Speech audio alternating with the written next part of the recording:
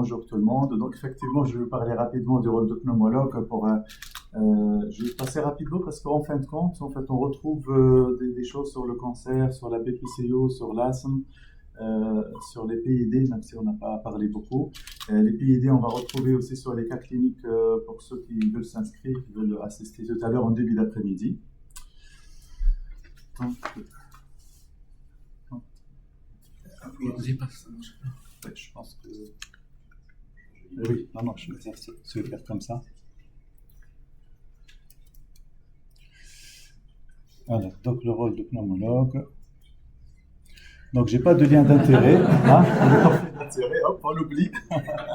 Donc, on n'a pas de conflit d'intérêt, on a des liens d'intérêt, c'est normal. Effectivement, quels sont les acteurs de prise en charge? En fait, ce premier diapo, pour moi, je peux m'arrêter là, parce que c'était mon rêve de vous réunir tous ensemble depuis quelques années, parce que c'est difficile de prendre en charge, en fait, ce type de pathologie dans son coin. Et puis, on a des interactions, des collaborations, et puis, sauf qu'on ne s'est jamais rencontrés, on ne sait pas chacun ce qu'attend de l'autre. Donc, le fait qu'on est tous réunis ensemble, donc pour moi, on a avancé un petit peu dans ce sens. Et parmi la liste, regardez tous les intervenants, et la liste n'est pas exhaustive, n'est pas limitative. Et on est à peu près 10 corps de métier différents qui sont ensemble là ici, donc 10 spécialités différentes. Donc ça c'est très bien. Donc quelles sont les choses de maladies respiratoires? Ce que j'ai constaté avec échange avec mes collègues, notamment mes jeunes collègues, qui n'ont pas l'habitude un petit peu des problèmes avec les mines de charbon, avec la sidérurgie, et ils ont parfois des sollicitations, et ils m'ont dit qu'ils ne sont pas à l'aise, se sentent pas à l'aise pour justement les maladies professionnelles. Parfois ils ne sont pas d'intérêt, c'est pas parce que c'est pas intéressant, mais parce qu'ils ne savent pas comment accompagner les patients correctement, ils ne maîtrisent pas tous les aspects de ces pathologies. Et puis, dans ce sens, effectivement, vous avez reçu il y a quelques minutes, en fait, un questionnaire. Je vous invite à le remplir tout à l'heure. C'est sur Internet, ça prend à peu près 3-4 minutes. En fait, pour savoir un peu quelles sont les attentes des médecins du travail, enfin, des pneumologues, des radiologues. Bon, je n'ai pas accès aux internes, peut-être avec Isabelle, on pourra les diffuser plus tard. J'ai adhéré récemment au groupe de travail PAPI, donc sur les maladies professionnelles et hétérogènes et environnementales. Et donc, effectivement, peut-être l'élargir à l'échelle régionale ou nationale pour savoir quelles sont les attentes des différentes personnes et quels sont les freins qui font que les gens ne sont pas experts ou ils ne sont pas à l'aise.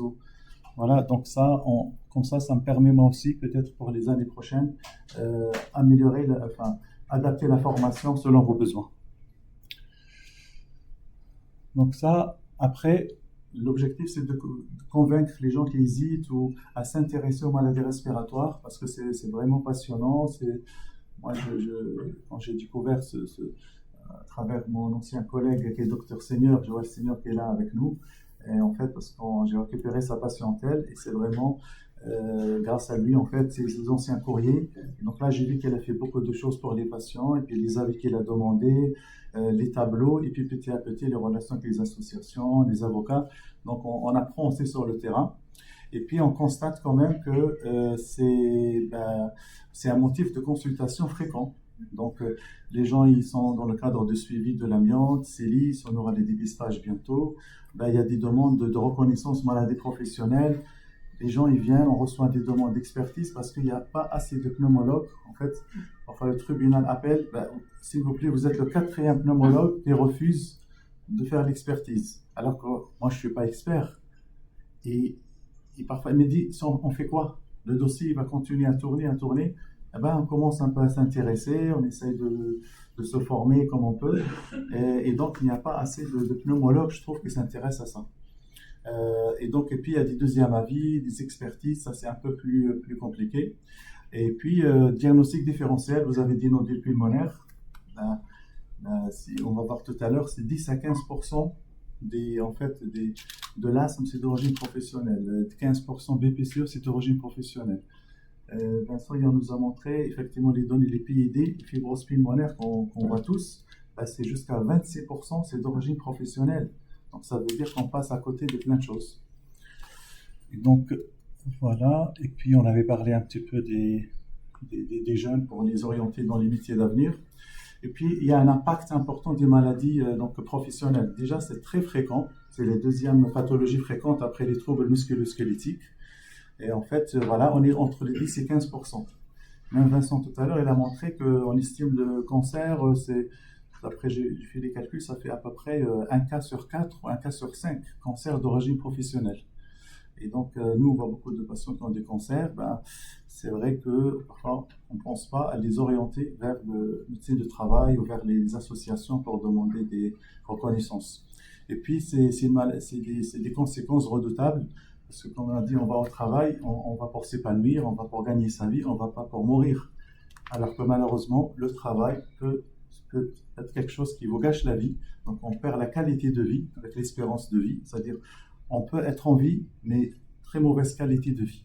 Donc, c'est ce qu'ils appellent le DALI. Et puis, sinon, on peut carrément décéder, puisque il y a 3 millions de décès par an dans le monde à cause du travail. Donc, il y a les accidents de travail, maladies professionnelles, et puis un tiers de ces décès sont liés aux maladies professionnelles, enfin aux maladies respiratoires professionnelles.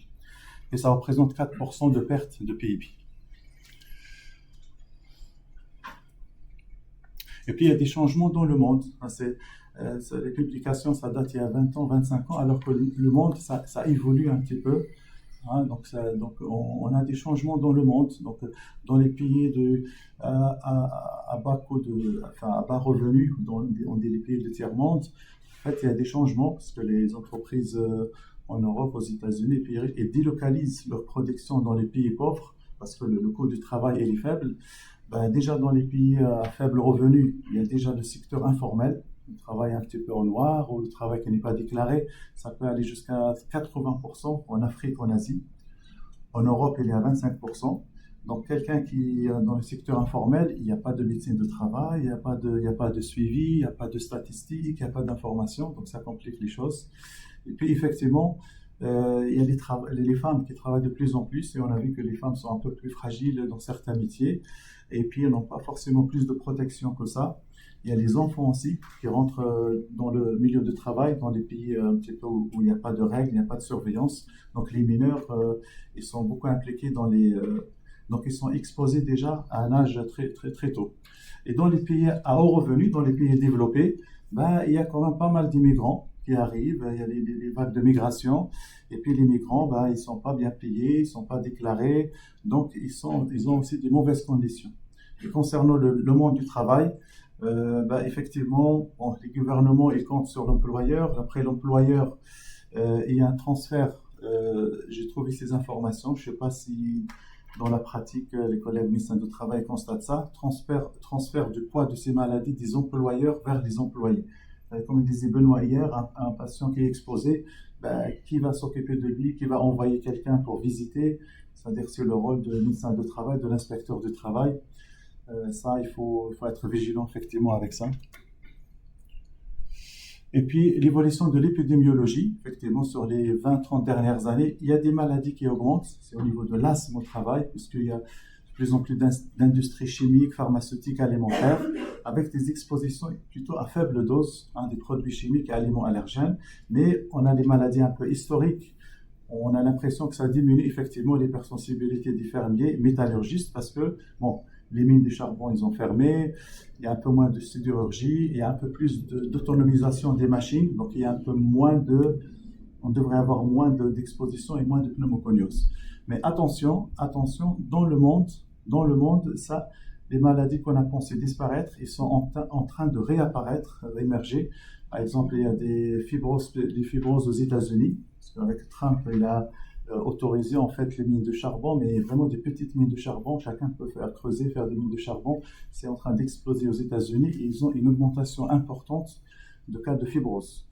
Donc, et puis il y a la silicose agressive, même dans certains pays en Europe. J'ai discuté avec certains patients en bâtiment, ils ne connaissent pas la pierre artificielle. C'est une nouvelle pierre un peu artificielle, il y a plusieurs composés. Et, apparemment en Espagne, en Italie, en Australie, en fait, les cas de silicose, mais qui est plutôt agressif, avec une évolution un peu rapide, et c'est vraiment constaté.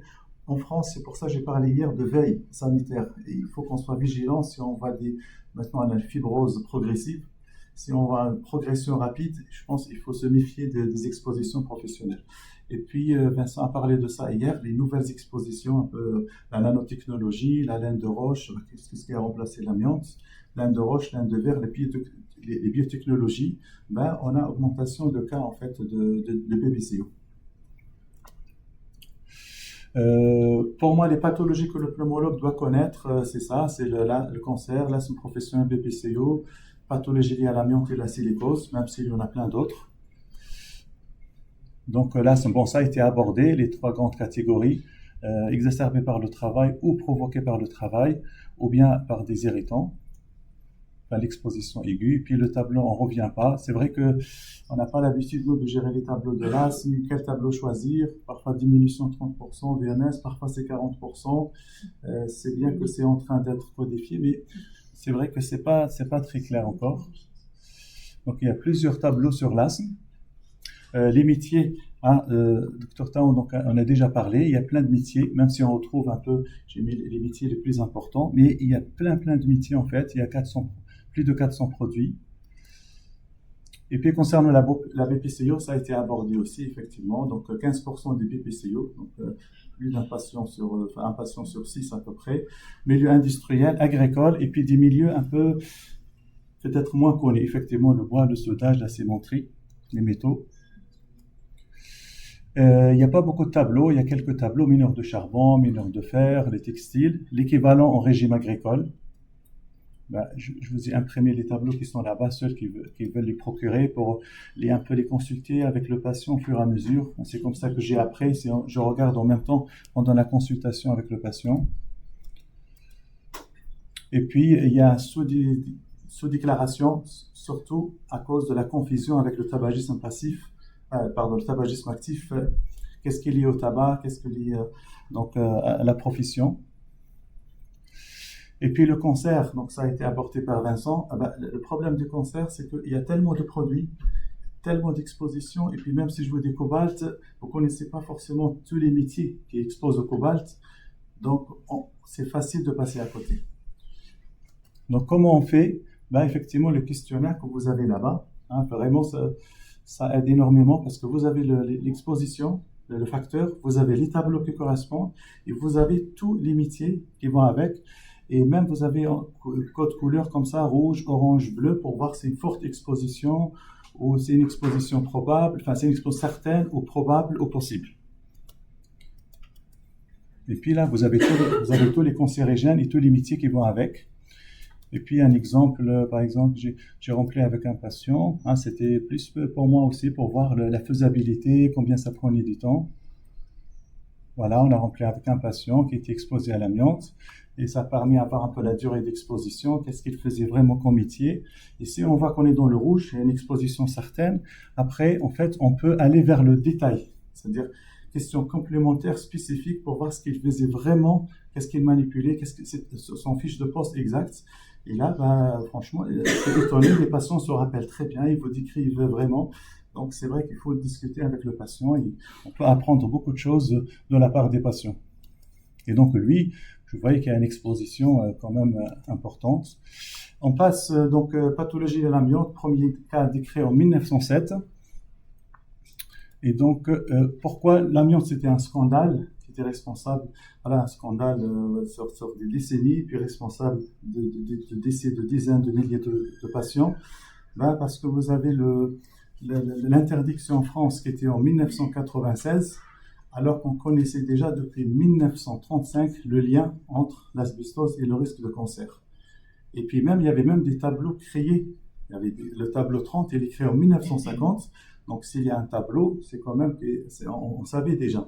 Et donc pourquoi ce retard à l'interdiction? Pourquoi ce scandale? Parce que voilà, l'amiante est considéré comme un produit magique, coûte pas cher, il résiste au feu, c'est un bon isolant thermique, acoustique, électrique, l'élasticité, on peut le tisser facilement, le filer. Donc, ce qui fait que les industriels, ils ont essayé de profiter un petit peu le plus longtemps possible. Et puis les tableaux, vraiment le tableau de l'amiante, avec le tableau, on a toutes les catégories possibles concernant l'exposition à l'amiante. Et puis la silicose, je termine par la silicose. On dit la reine des pneumoconioses. Pour moi, c'est une maladie un peu mystérieuse, connue depuis les anciens temps. Et puis, il y a un physiopathe que j'ai pas mis ici, un petit peu, on peut retrouver en fait dans le livre de l'ERS qui parle des maladies professionnelles. Il détaille bien la physiopathologie. Et puis, attention, il y a des expositions nouvelles. Et donc, l'interrogatoire professionnel, voilà, si les médecins généralistes, les spécialistes, même moi, j'ai revu un peu mes courriers, c'est vrai, même parfois je présente des dossiers, on se dit, qu'est-ce qu'il fait comme métier? Je ne me rappelle pas, peut-être c'est-à-dire, on ne donne pas assez d'importance à l'interrogatoire professionnel, on ne sait même pas son métier, ou si on dit un métier, il était agent de maintenance, ou technicien, ou opérateur. C'est un nom générique, ça, il faut détailler un peu plus. Et selon un questionnaire, selon une étude, il y a juste un médecin sur 7, où il y a un patient sur 7 qui est interrogé sur son travail. Donc, du coup, c'est très facile de passer à côté, en fait. Et puis, c'est pour ça que je dis tous les pneumologues doivent s'intéresser à ça, parce que c'est un diagnostic différentiel. Et vous avez des adénopathies médiastinales. Bon, est-ce que c'est une sarcoïdose? Est-ce que c'est une silicose? Vous avez une pneumopathie interstitielle, mais est-ce qu'il est exposé à l'amiante et à la silice? Comment on peut différencier les deux? On peut avoir une pneumopathie d'hypersensibilité. Il y a des maladies auto-immunes. Combien de maladies? Est-ce que les internistes connaissent la silicose? Je ne suis pas sûr. Ils voient des cas de polyarthrite rhumatoïde, de lupus, sclérodermie.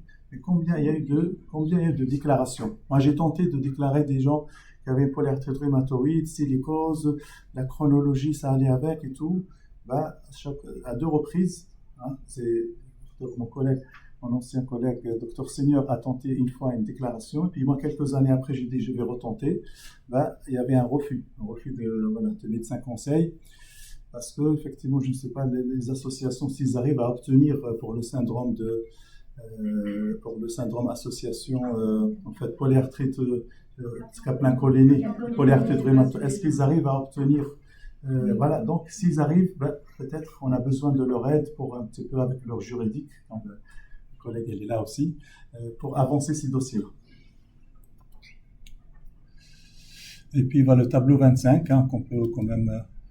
qui peut nous aider, et puis tous les secteurs, ça a été déjà montré. Et donc, en conclusion, moi, je vous invite à venir l'année prochaine.